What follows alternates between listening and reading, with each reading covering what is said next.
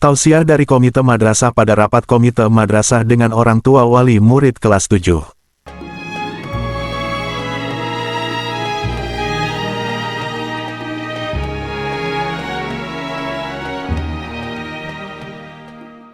Assalamualaikum warahmatullahi wabarakatuh.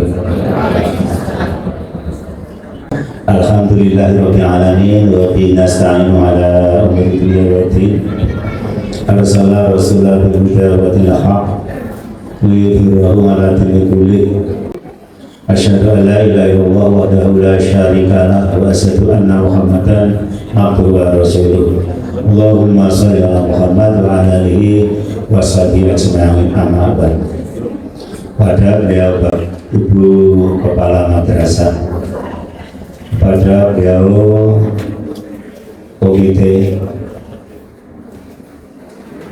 kepada Bapak Ibu wali murid kelas 7 yang kami hormati. Pertama dan utama, mari kita panjatkan syukur kepada Allah bahwa sampai siang hari ini Allah masih berkenan mempertemukan kita di masjid madrasah ini untuk bersilaturahim. Semoga dengan silaturahim mendapatkan atau menambah panjang umur kita dan menambah rezeki kita, dan semoga anak-anak kita menjadi anak yang soleh dan solehah. Amin. Salam berselawat semoga tercurahkan kepada beliau junjungan kita Nabi besar Muhammad Sallallahu Alaihi Wasallam, dan juga kepada sahabat dan kepada para pengikutnya atau umatnya, termasuk kita insya Allah besok di hari kiamat mendapat syafaatnya. Amin ya rabbal alamin. Apabila kamu nanti meninggalkan keturunan-keturunan yang lemah, maka bertakwalah kepada Allah dan berkatalah yang jujur. Satu ayat ini adalah mengingatkan kepada kita sekalian, Bapak sekalian. Peringatan pertama, takutlah kepada Allah. Berarti semua kita ini disuruh bertakwa kepada Allah pertama. Takwa itu apa? Takwa itu kalau secara ringkas menjauhi larangannya dan menjalankan perintahnya, itu taat. Yang selanjutnya, dan kamu khawatirlah atau tembungi semelang Jawa, jangan-jangan kita nanti meninggalkan dzurriyyah, itu keturunan-keturunan yang lemah. Maksudnya di sini apa? Lemah. Tidak hanya fisiknya, tidak hanya juga, tapi lemah semuanya. Kalau lemah fisik, kita mungkin bisa lari ke dokter. Lemah fisik, apa yang menjadikan lemah? Mungkin bisa ke dokter. Mungkin kurang vitamin, kurang gizi dan sebagainya, itu adalah Bapak dokter yang tahu. Kalau lemah agama itu yang tahu para ulama dan para ustadz-ustadzah yang nanti membawa anak-anak kita menjadi kuat agamanya. Maka dari itu, alhamdulillah kita semua ini diarahkan oleh Allah untuk menyekolahkan anak-anak kita di sini. Dan di sini insya Allah yang akan bisa membantu menguatkan agama anak-anak kita. Ibu tadi sudah ngatur ke pagi hari tadarus, sholat duha dan sholat zuhur bersama dan sebagainya. Itu adalah salah satu untuk menguatkan anak-anak kita masalah agama atau akidah, Bapak sekalian. Maka benar sekali ketika kita menyekolahkan di madrasah ini, karena inilah tempat-tempat untuk menguatkan agama anak-anak kita.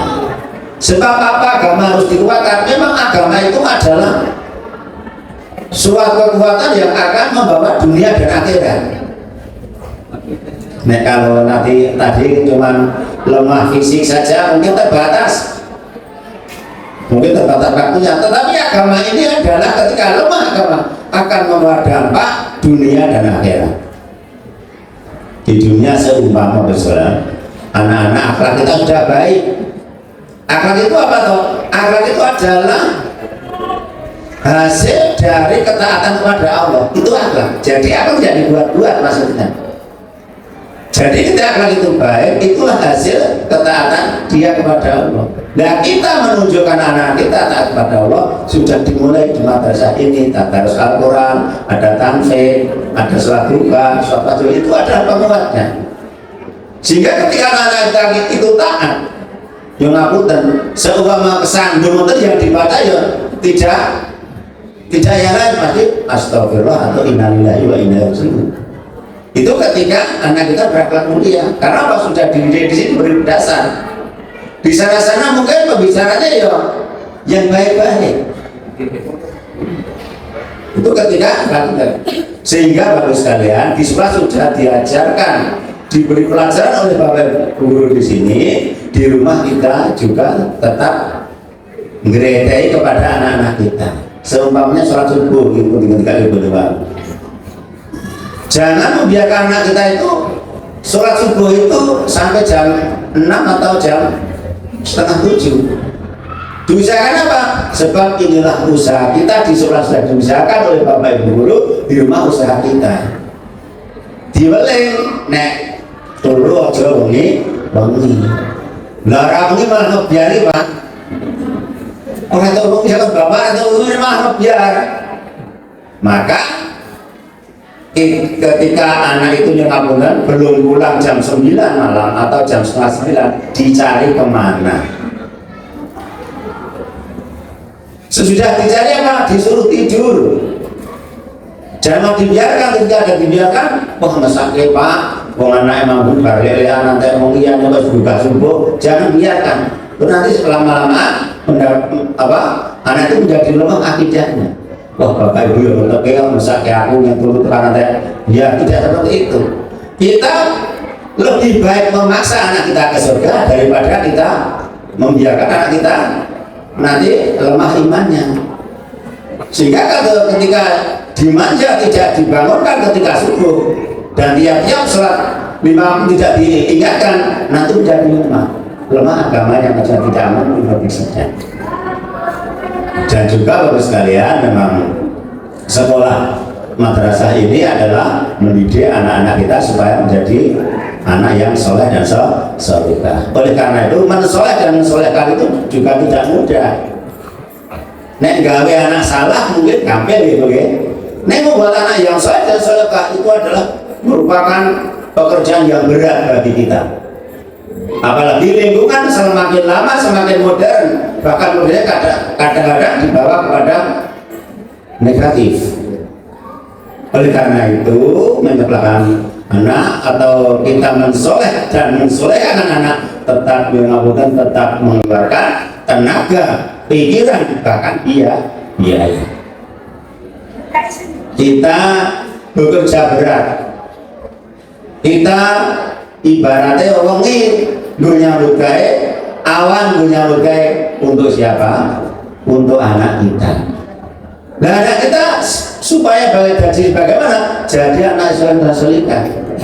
Anak yang soleh dan solihah akan membawa orang tuanya bahagia dunia akhirat. Di dunia umpama anak kita itu soleh, wah anak isopo to kae, kok lembah manah, ngajine api, sholatnya api. Sekolah yang dito semua akan membawa kebaikannya. Itu di dunia. Tapi sebaliknya apabila anak itu jangan punten berkarakter tidak baik, juga dibawa orang tuanya. Anak sopo to kae kok. Nggih. Sekolah yang dito, wong dito, enggak tekan putih-putih itu. Maka anak kita adalah sesuatu yang akan membawa kebaikan kita. Oleh karena itu, dengan tenaga, pikiran, mungkin biaya dan sebagainya, kita yang memang yang dijadikan adalah anak-anak kita supaya menjadi anak soleh dan solehah. Dengan anak soleh dan solehah tetap memakai pikiran, tenaga, bahkan biaya. Oleh karena itu, insya Allah nanti dari madrasah sanawiyah memang untuk memerlukan biaya, marilah kita dukung sebagaimana.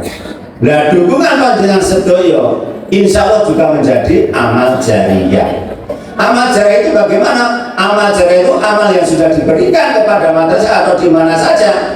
Ketika kita ikhlas dan madrasah yang digunakan seterusnya, walaupun kita sudah tiada, masih mendapat pahalanya. Itulah namanya amal jariah. Kalau anak soleh, anak solehah, dimanapun dia berbuat baik, berbuat soleh dan solehah, kita walaupun sudah tiada, tetap mendapat pahalanya dari anak-anak kita yang soleh dan solehah. Sebab di dunia kita usaha bagaimana anak kita bisa soleh dan solehah. Kira kau tenang, yo pikiran tenaga, yo biaya, bentaknya anak ingin dari anak yang soleh dan solehah. Sehingga dengan anak yang soleh dan solehah, kita tetap mendapat pahala mengalir terus menerus.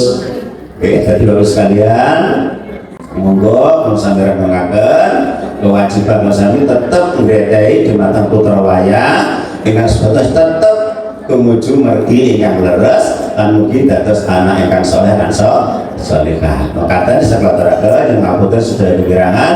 Akhir kalam, assalamualaikum warahmatullahi wabarakatuh.